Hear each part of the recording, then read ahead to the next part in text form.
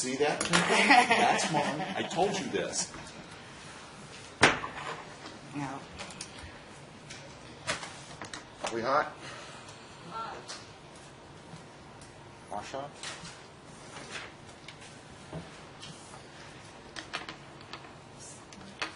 Kind of need him this time. We can get going.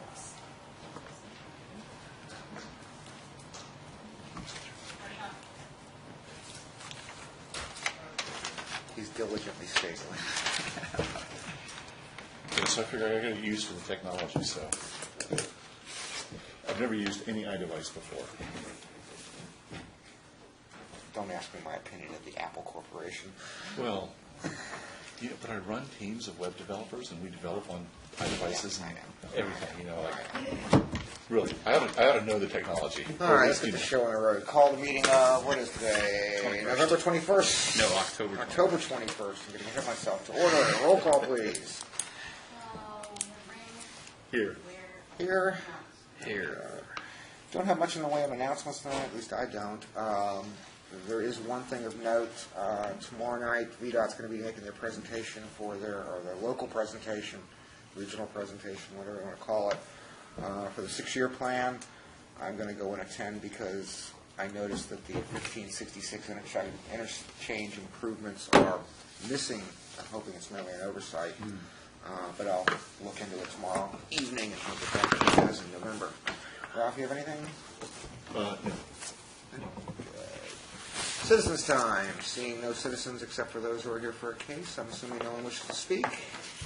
We'll close citizens' time. Mr. Schneider, you have an amendment to the agenda, I assume. I do. The ice rink was deferred to this meeting. It was inadvertently left off the agenda, but I have the materials here to Do I have a motion to add the ice rinks application to the agenda for this evening? I make a motion to add the ice rink to the agenda. Second. All in favor? Aye. I will make it 6A. Do I have a motion regarding the minutes for August 12th and September 9th?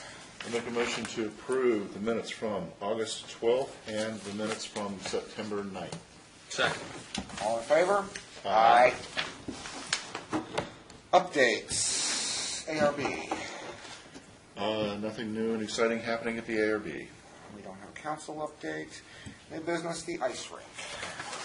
pass out to you revised sheets. It's changing glasses. That's what I need to tackle. I'd drive into a wall with those.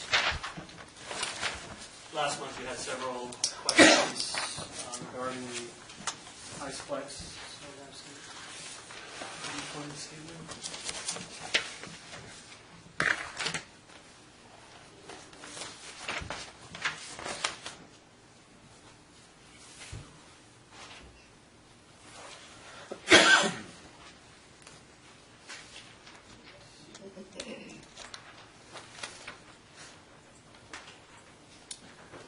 I had forwarded Eric Spencer, the folks from the Ice Rink are here this evening. I had forwarded him the questions that you had regarding the ice rink proposal, and they came back with several revisions. First, for shared bus and loading areas, if you'll notice on the sheet adjacent to the building,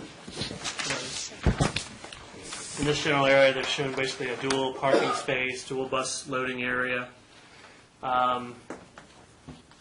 One suggestion was to try to locate on the side of the building, kind of the western edges of the building, although there's some topography issues and some landscaping going in there. There's also a question about screening adjacent to the Durham property to the south, and they've added a note which says they'll do a board-on-board fence adjacent to that shared boundary with Durham. If you recall, the required 5-foot landscape strip they're going to locate to the north of the project. So, and then the last discussion is with regards to the parking standard, which you have several options that I could walk you through. First, I'll be happy to answer any questions about these two items, the bus loading area and the board-on-board fence. Any issues on those two? No, actually not. No. I'm good. Okay. As you remember, with the bus, shared bus and loading area, we do not have a specific requirement for those types of facilities. And with the initial concept of the ice rink, they were expecting to have travel teams come in.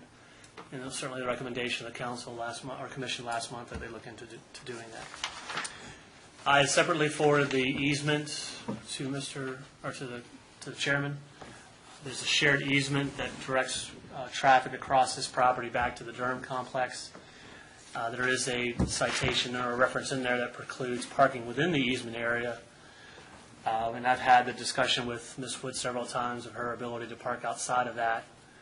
And there's just not been a final decision on whether or not she wants to try to locate out of that. We had recommended that she try to contain as much parking as she could within this area and not open the debate on whether or not she can park in or around the easement. So Do we know the dimensions of the easement? it should be on the, if you look at section, it's on page 4 of the easement that we have. I've got it. Uh, 40 feet in width for the first 285 and 50 for the remaining 495? Yes, I'm sorry. I said it wrong. That's wrong. There you go. I got it. All right.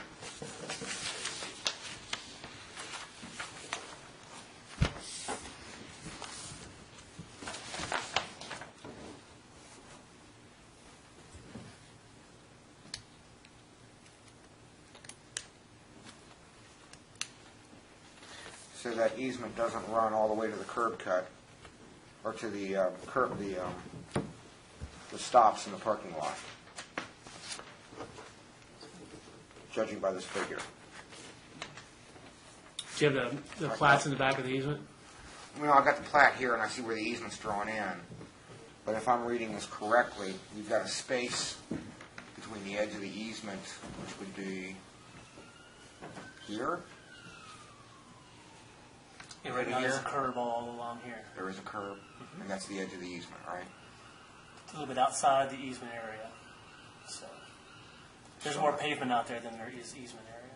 So, but the easement comes all the way down to the... Yeah, I mean, it ends up, as far as being close to the building, it ends here, correct, at this line? Correct. Oh, I see what you're saying. How close is it to that? How close is it to the parking It's spot? this line or greater. So we couldn't move these in a little bit and create a row here on the outside? I don't know. Could you compress it? And would that give you, would that, at the end of the day, would that give you enough spaces? Give you more spaces? Would it give you enough? You're talking about in this area? Yeah, if we moved this whole line back 2 or 3 feet, would there be enough line, would there be enough space between the edge of the easement and the stops? There's a grade change. There's a grade change. That's a problem. The easement, the way it goes, just to let you know, it doesn't come through. It already cuts across these two spaces technically. Oh, so this is the easement, not this. This So is, you could easement. park them here then, And there. absent the grade. Absent, you could at least stripe it for that, correct? That's one of the things we talked about before, because Ms. Wood also wanted to try to do spots along here outside the buffer area. Do like parallel But parking. that looks like it's within the easement. How many spots are they short?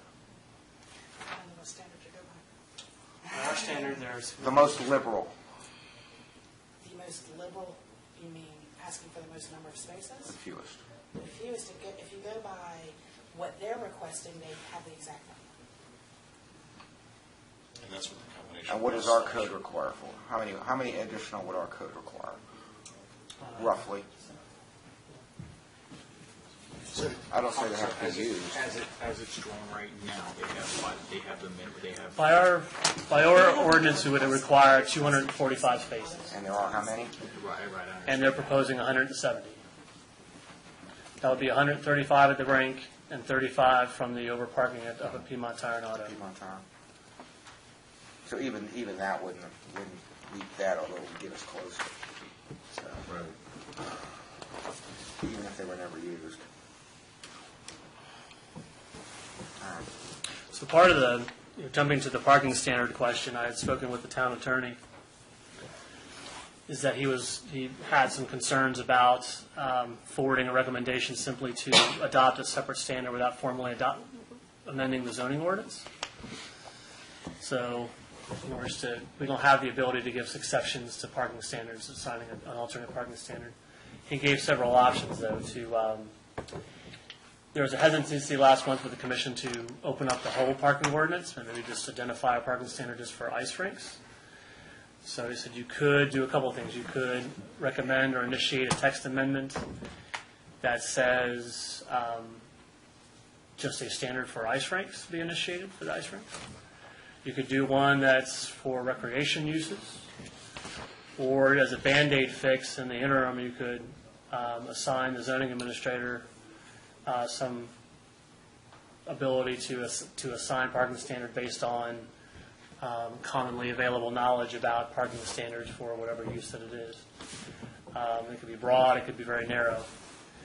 But those were kind of the options coming out of your recommendation. Absent the parking requirement, you're still going to need to send this up to the council for review of the modified buffers that they're asking for a joint public hearing. But if you wanted to initiate a text amendment for the parking at the same time, you could do that as well. So, but per our standard, they're shy. But if memory serves me, the number of parking spaces they had based on the size of the rink, they're like middle of the road, correct? But if I recall correctly, last month, Based on other rinks that they had surveyed. based on the other rinks, they're about middle of the road. Yes, according to the study that they provided, in the study they had examined, I think it was 11 other rinks or 12 other rinks, and they used the average. I do want to point out they did not include the rink and study, because if you include the rink and study that the original request was off, it raises the average a little bit. This is a gray area. It's a gray area.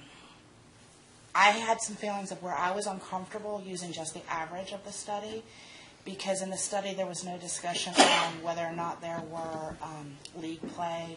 There was no discussion on any accessory uses or retail areas. So I had recommended, I felt more comfortable using a higher number. However, I have kind of deferred that judgment to let it kind of work its way through. What is the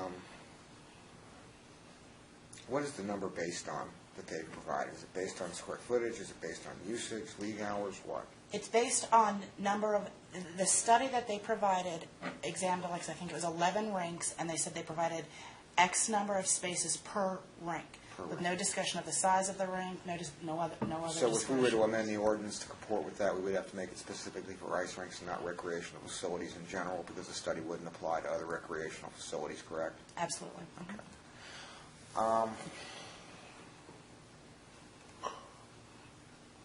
What does it work out to square footage wise? Do you know? Total square footage of the building? Yeah, and the number of stalls. That's in here. That's based off our ordinance, where we did our ordinance. He's going to do the reverse of it. Here, hold on. Eric, do you know the number off the top of your head? No, by calculator. It's gross floor area would be 65,200 square feet. Net floor area would be 48,900 square feet. Typically what we've done is we've taken the gross floor area, multiplied it by 0.75 to exclude any storage areas or hallways or stairways. And that's where we base it off of that amount. Okay. So And then you would apply the 200 square foot? that's what we apply the 200 square foot, and that's where we came up with the 245 required versus the 170 proposed. We're at 287. 287? Yeah, 1 per 287. Instead of 1 per 200. Oh, 1 per 200 there. I'm sorry, thank you. 1 per 287.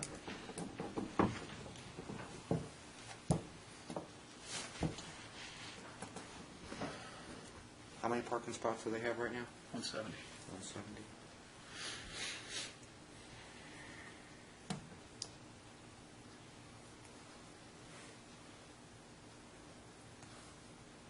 And the usable floor area is 48,900.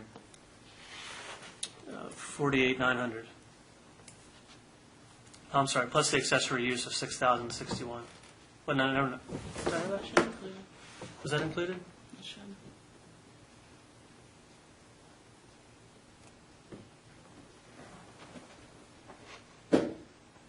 Eric, was the 6,000 included? And what uses? I think the That 200 total square, box that 200. itself is 68,000. Is that retail space? Everything.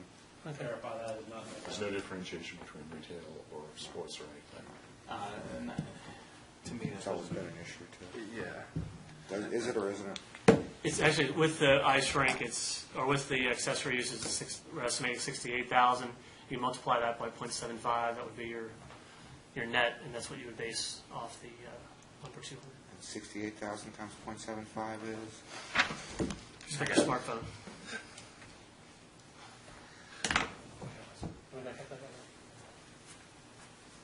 51. 5,100? 51,000. 51,000? Yes, sir.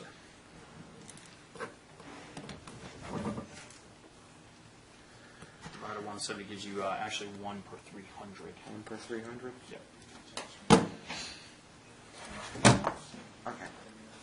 I'm sorry, what did you This is going to be a, 1 per 300. this is going to be a recurring issue. 51,000. This is going to be a recurring issue with all of the recreational facilities we've got and with all the recreational facilities that the council would like to see brought in.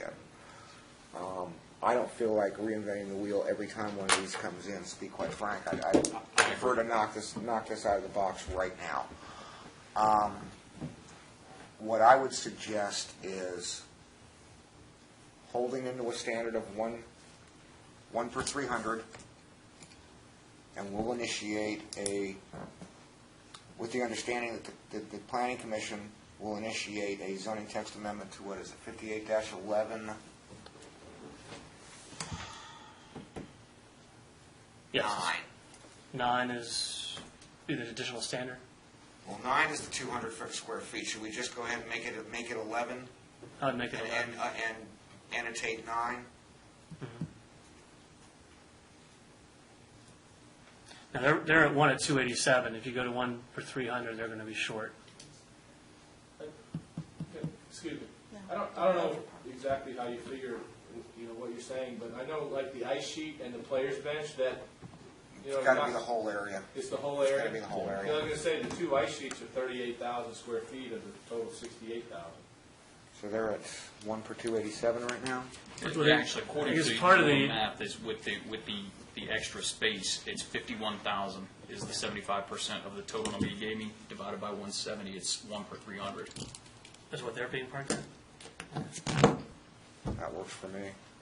And they've got wiggle room to add a spot or two if they're one or two shy, using that easement area. All you gotta do is Part of the other, adding the 6,000 in is Ron's talking about just the sheets of ice, but they're also wanting to add on to the building for, sales, for party room, doing some other things as well. still part of the recreational facility. Yeah. Right, so that was the total, is what you get, is what I took. So if they go 1 to 300, that actually gives them that extra little bit of buffer. It does, okay. Right, because they'd be at 1 at 287 now. So where do we have our recreational facilities listed in what, the I-1 right now? I-1 district, and defined under the definition encompasses all the uses, to include ice rink, definition in the front.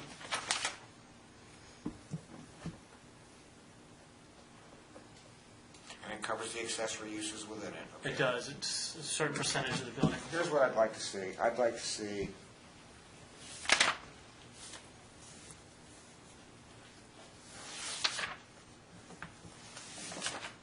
in fact, I'll even make the motion.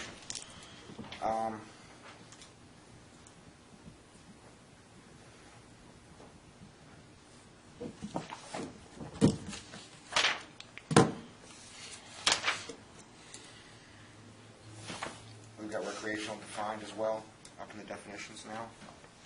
Yes. I just got my new book, so I don't have my notes and tabs in it yet.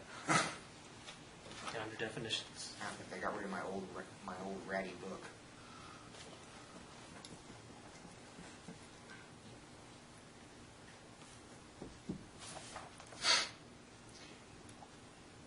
Okay, as a preliminary matter,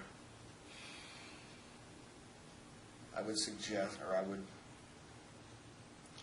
move that the Planning Commission initiate a zoning text amendment to Section 58-11, minimum off-street parking, to add 58-11, subpart 11,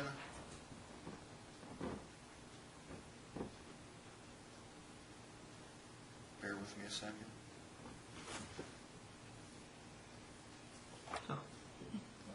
Any recreational any recreational, commercial, indoor fitness and sports activity complex shall provide one parking space for each 300 square feet of business floor space in the building. Do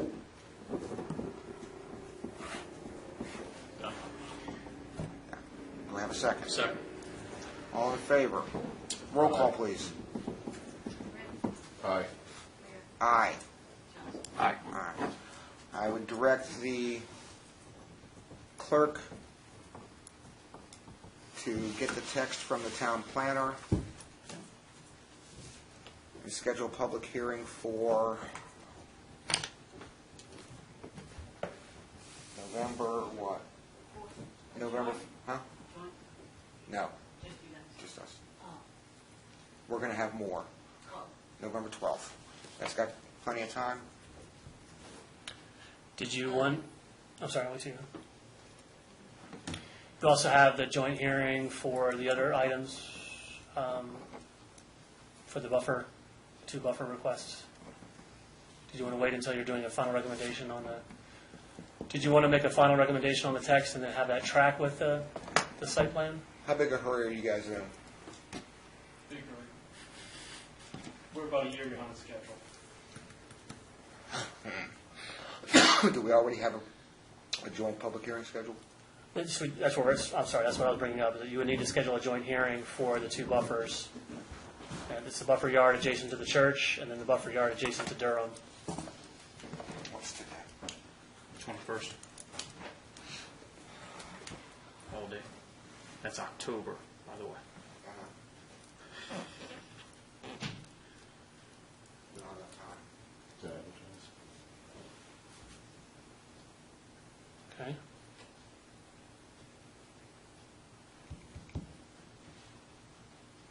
We don't have 14 days? For November 5th? We can't make it. Okay. Because I mean, you're gonna lose 2 days because of lead time for the paper too. So there's Okay. no way we can make that. We can make the public hearings for a zoning text as required. Okay. So, since there's no way we can make it happen that way, Okay. let's go ahead and knock our stuff out. We can schedule, because we've got the extra week, Tuesday the 12th, we can knock all our public hearings out on all of this and just forward it as a clean package and instruct the clerk to schedule a council meeting in November. Okay, so this would be for the text amendment? Everything And we the can buffers. schedule, we can Okay. get it, we can be done with it in November here. Okay. We can schedule all of it, we can schedule all the hearings for All 3? Okay. for the council for the December meeting. Okay.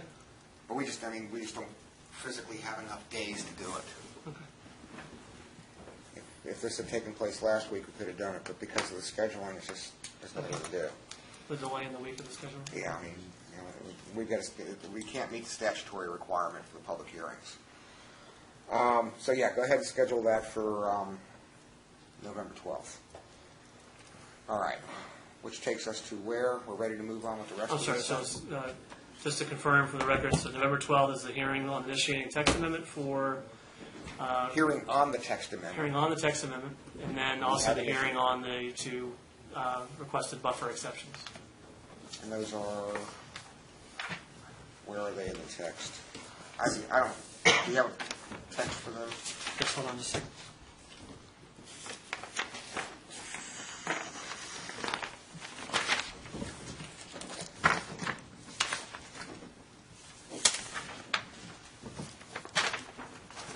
Hold on.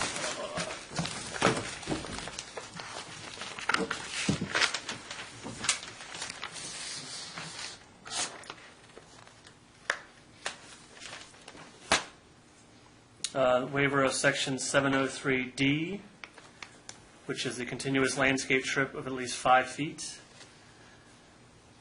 And section 58702, which is to allow the reduction in the buffer width from 35 feet to 25 feet along the shared property line with St. Paul's Church. Without objection, I direct the clerk to publish those for public hearing for November 12th as well.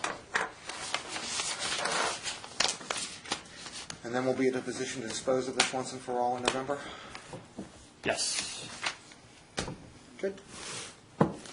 See you in November? Sorry.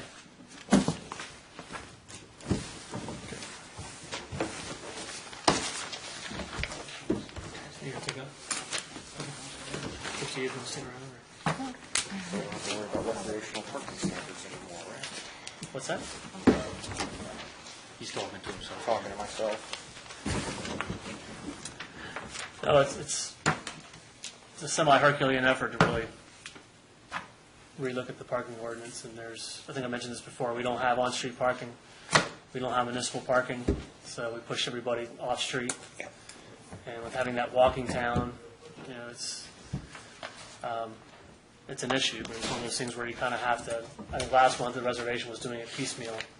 We're having all these applications coming through that want to get action. To be honest with you, we needed to address the recreational parking standard anyway, just because Yeah, of we the do. push for the recreational. I mean, it's long overdue, so. I mean, Okay. It's a simple enough fix because it's directed to a particular type of commercial enterprise, so, Rather than ice rink. yeah. I know Mr. Lombardozzi's project was looking at the same issue, so. So, I mean, I'll kill 2 or 3 or 4 birds with one stone. Okay. Okay, town planner reports. We are currently processing the rezoning for Robinson's Paradise, which I believe adds 12 units to the 23 units they already have approved. It's a subdivision just north of town.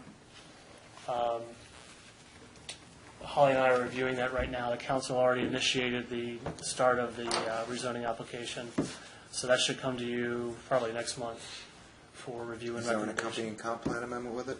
What's that? Is there an accompanying comp plan amendment with it? No, there's not an accompanying. Then I'm not willing to entertain it without one. Okay. I can't by statute entertain it without a comp plan amendment. Correct? No, we do that quite often in other jurisdictions where, And I know other jurisdictions that will refuse to do it Okay. because of their reading of the statute. okay, For instance, Prince William County will not do it without an accompanying comp plan amendment. was that done through a policy change, or where they wanted to Interpretation marry of up? the state code. I'll follow up on that then. Because you can't, it gets to the whole thing about whether the rezoning application comports with the long-range land use plan or not. A lot of the cases I handle in Loudon, that's one of the criteria that we frequently recommend denial over because it doesn't. You want to discuss Loudoun County with me? So, okay, I will follow up on that. But nonetheless, they're wanting to go from single-family detached to small lot single-family detached, which is an example that you live in the neighborhood, you live in Haymarket Station and the like. So there will be proffers with it. We will have to update our proffer policies at the same time. Those are your fees that you associate. We shouldn't call it an impact fee, but it's more or less, it's a fee that's assessed on The the county is in the properties. process of starting the revision of theirs, Okay. because the same issue has arisen. And I would suspect that their proffer schedule will be amended within the next 6 months. I've already given a heads up to the town attorney about it. What we're going to expect is that it will track at the same time the rezoning goes through. As long as the proffers are complete, the proffer schedule is complete prior to Vote on the rezoning. the rezoning, there'll be, actually, it depends on when it comes in the door. Yeah. So the rezoning is also a preliminary subdivision and site plan. It's both. So So they're going to re-subdivide the property that's subdivided? to create the 12 additional lots that they want to do. The other issue that's compounding it is VDOT's project. Yeah. Their stormwater pond is the same stormwater area that VDOT expects to use for the highway.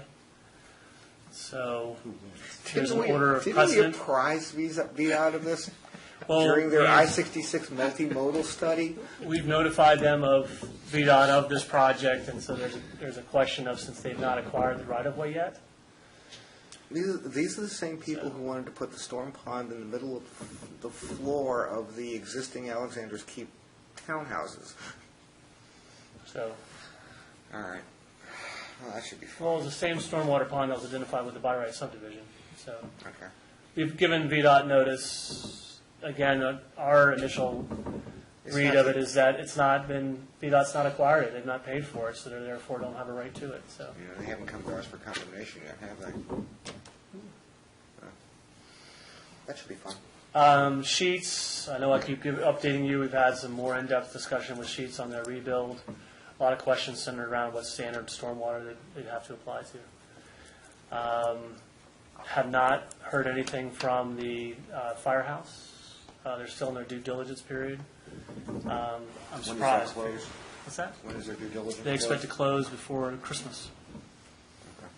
But that would require redevelopment of that site and may also warrant another look at the parking standard. Because for them to be able to keep that building and do all the parking, they're not going to have enough room. So, Unless they dramatically alter what's existing on there. what's that? Unless they dramatically alter what's existing. If they reduce the size of the building, if they remove the bungalow and Yeah. reduce the size of the back end, like take off the back end of the firehouse, then they would have enough. But the other challenge we have is that parking has to be to the side or to the rear of a building. I understand they had underground tanks there. They did, and part of the contract is at the expense of the purchaser, is they have to do the studies required to determine whether or not it needs remediation. I've heard they've already been removed. They have been. Okay. So, All right. Haymarket Self Storage has come in with their plan. This was the outdoor storage facility. We're looking at that as well. There's several hiccups in terms of how they're going to handle Yeah, it. why do I have it in my packet? What's that? Why do I have them in my packet? Who? That's just, I think, old stuff in the back. Who's in there? Haymarket Self-Storage. Oh, so. Okay. But it's their special use permit and their site plan for the outdoor storage area. So that'll come to you shortly. We also expect to have site plans come in soon for Pace West. They're out there moving along. The church just had their first service there. The preschool's up and running. They just closed, I think, 2 weeks ago on the property. So the new owners, so they're actually going to move forward now on the office side of it, doing their offices and moving their offices. Upstairs is already, if you see the signs out front, it's already up for lease. I think their lease ends in November. So they'll be moving their offices down that direction. Starting to get a lot of calls about the Payne Lane property across the street that is up for sale and how to redevelop that site. Had some interest in the Winterham Mansion, some potential tenants going in the Winterham Mansion. So we're starting to get some interest in the town, so more so than we have in the past. So that's all I have at the moment. Okay. Any questions? Planning Commission bylaws. How about no use to you on that? Okay, has everybody taken a look at these? Yeah. Okay. I have only 2 housekeeping issues on it. And I will forward them without objection, if there's no objection. On page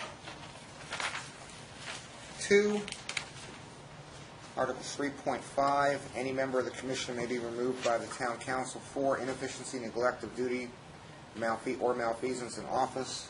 If the object of this is to make it comport with the state code, then we have to strike the words inefficiency, neglect of duty, semicolon, and the paragraph should read, any member of the commission may be removed by the town council for malfeasance in office. Disagreement? No, that was one of my comments also. Okay. And the only other thing I would have is line 4.1, same page. Officer of the commission shall consist of a chairman. I was just going to insert the word "and" between chairman and vice chairman.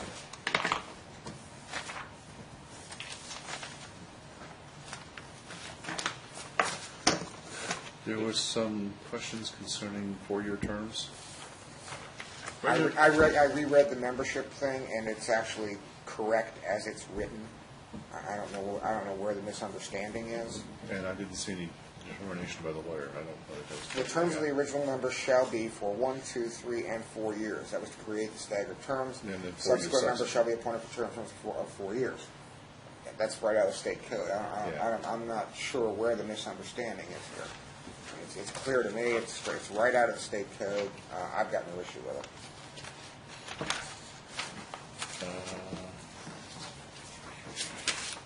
513 says Robert's Rules of Order. Is that the short form or the long form? I believe there's an abbreviated version of Robert's We've rules? always used the long form. Always use the long form? Okay. Standard Robert's rules. Yeah. All right. 7.2, secretary needs to be changed to clerk. I've got it changed in this version. I haven't changed. Oh, you do? Okay, so I've got an older one then. What about at the end of the first sentence? Special meetings may be called by the chairman or by 2 members upon written request to the clerk. Clerk. Okay, another change. That's 7.2 and 11.1. 7.2 and 11.1. I think actually 11.1 is by the security, yeah. So it's changed the word security in 11.1. Certification by the clerk. Yeah. Okay. Now, because our current set of bylaws require 30 days notice, does that require a public hearing or simply a public notice? Not that I care, but... Okay, I'll tell you what, we'll direct the clerk to make this an agenda item for the November 12th meeting, and we'll officially vote on them then.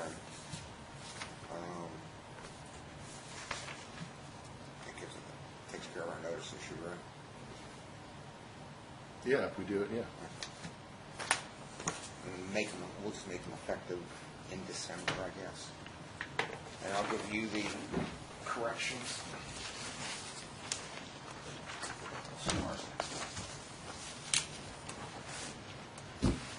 All right, moving on.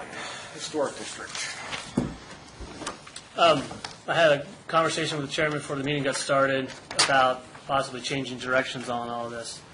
A lot of the impetus for this was Now you're like my change of direction. changing simply amending the district boundary to include its gateways.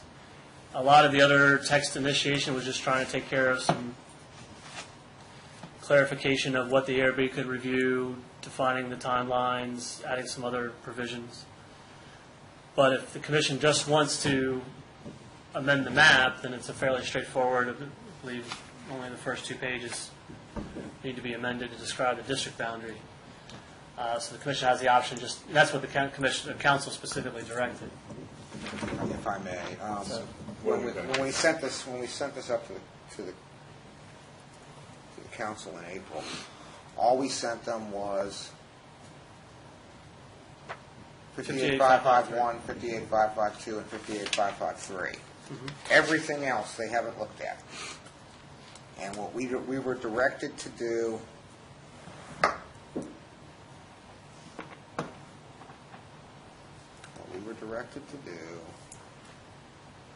was draft a formal resolution for a small central historic district with due consideration of all 4 entryways. All of this other stuff we have to initiate before we can send it up to them. We haven't initiated anything. And we can do the other stuff, but as part of the historic district text, we can't include it, at least in my view, we can't include this other stuff with this particular issue because this has been vetted separately. It's already had hearings. So I would... The hearings were not, they had a hearing, but they did not initiate the actual... No, they didn't approve the text. Because It was before them for approval. They shipped it back. we didn't provide notice. There was a hearing for it the previous month. Correct, but I think Lisa was in review at the time. There was a question about how we provided notice for it All right. and the way it was initiated at the time. So Well, it was that whole issue was taken care of when Bennett was here because that was the whole question of whether the Planning Commission could initiate a zoning text or not. this was a different question in terms of the council at one meeting said we want to have a meeting next month on the historic district to schedule a public hearing. In the normal process that was followed, I'd have to go back and look through my notes, but there was a question of how that was done, the way the notice was done. I thought we initiated this. What's that? I thought we initiated this a long, long time ago. There's been several iterations of trying to get this done. So. In that case, Yeah, I don't remember who initiated it. but it was properly initiated. Yeah. But in that case, fine. through some of these other edits, or? Now, Okay. what I want to do is dispose of the historic district text. Entirely, or just the district boundary text? Just 551, 552, and 553 in the map. What was original? I just want to close what was originally done. Okay. Hang on a second. Let me go back. I'm sorry, I'd have to go back through. I've got My it right notes. here. Right, because I think the last change I saw, the historic district was back at the entire channel. We had the hearing, I did that long, drawn-out presentation. Now, this was an issue, because I know we had a hearing on it. We had a hearing on it, we sent it up to So the it would council. have been The the council had a meeting- separate hearing on it. It would have been the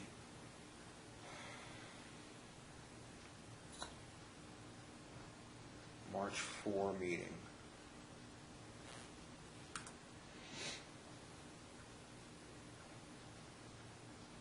It would have been a month prior, right? I believe so, yeah. Something Yep. happened when it got up to the Joint council. public hearing.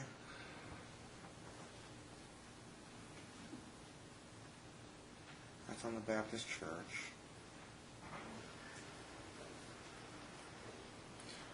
Two years ago, I think we did there was a vote to do this under the old council, and the council voted it down to change the district boundary. And then it came back So then it last came back again, and got forwarded, and then yeah.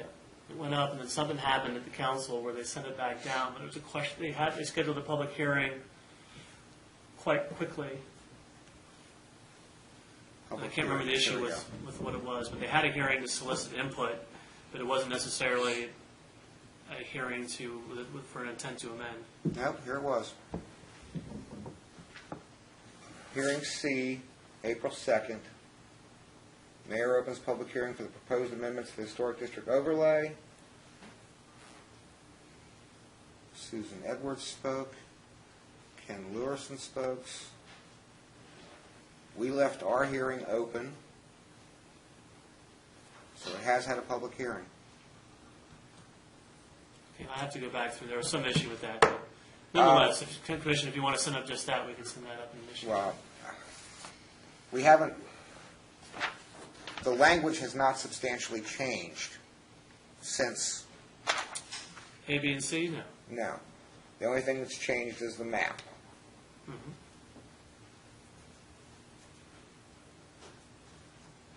So the question is, do we need another public hearing? Probably because of the map change. We can't go- Taking a step back, 3 steps back. As I remember, the whole discussion was an idea to decrease the amount of area, because there was a large area of the town that was in HOA control, and we're wanting to remove the redundancy. And that was in that map. So, yes, a lot of that was dealing with the map boundaries rather than diving into the individual text. That came out of some trying to develop some efficiency. Well, why don't we just knock out the whole district text?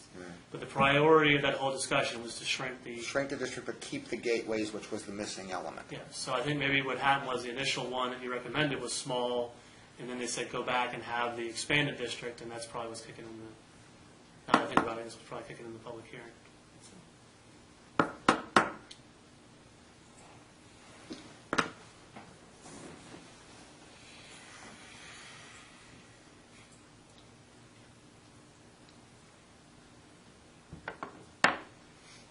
My thought is go ahead and have our public hearing for this, for the text and the map in November, and then we can kick it, be done with it. Section 58553? The amendments to 552 and 553 and the map. Okay. And then when do you want to pick up the rest of the edits? When I'm gone? We can start discussing that afterwards. Okay. Here's a situation I don't want to get into. I don't want to waste a whole lot of time doing it. And a lot of the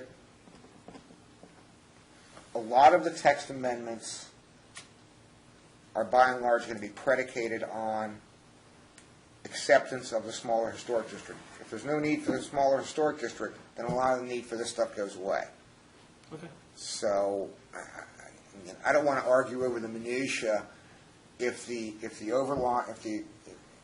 the overarching issue doesn't change, if the basis for the historic district doesn't change, there's no need to change all of this. I I do don't remember thi- that as being part of the original. Yeah, I mean, let's take care of the big dog first, and we can worry about the other stuff later. Because if this goes down, if council doesn't adopt this, I mean, all we're doing is creating more administrative structure, bureaucratic structure for something that doesn't that won't be required because everybody's going to have to go through it anyway. Okay. There's not going to be a discretionary issue. So, if there's no objection, I would direct the clerk to publish the changes to 552 and 553 as well as a map amendment for public hearing on November 12th. Hopefully we can be done with it then. And the latest map does include all 4 gateways or 3 of the All gateways? 4 gateways. Matt Marchand, you, here's the amended one. Let's take a look at it. We've got it stopping at 66. Right. Because that's where I think we all conclude the gateway would stopping at the railroad tracks, including the front row of properties across Green Hill. The townhouses? Yeah. It's got to be the entire strip on 55, Both sides of the street. both sides of the street, because you've got to cover both sides of your entranceway. Okay. So that would cut, yeah. Those are the only changes we made, and the one house change down here, which is already drawn in. Historic, yeah. And so that takes care of 1 gateway, 2 gateways, 3 gateways, 4 gateways, covers the properties on Washington Street. That stays in. All of this stays in. Well, then I need to redraw that on the street. Downtown. Yeah. Go make a nice map. Okay, thanks. With my bad ruler skill. You want me to do it? No, I got it. Yeah. Well, that makes life easier. Makes life shorter. I'll just keep those edits set on this in the file, and when we're ready to revisit them, we'll do this one. Any further business? I'll entertain a motion. Motion to adjourn. Second. All in favor? Aye, we're out of here. I got nothing to sign this week. Cool. Are we off?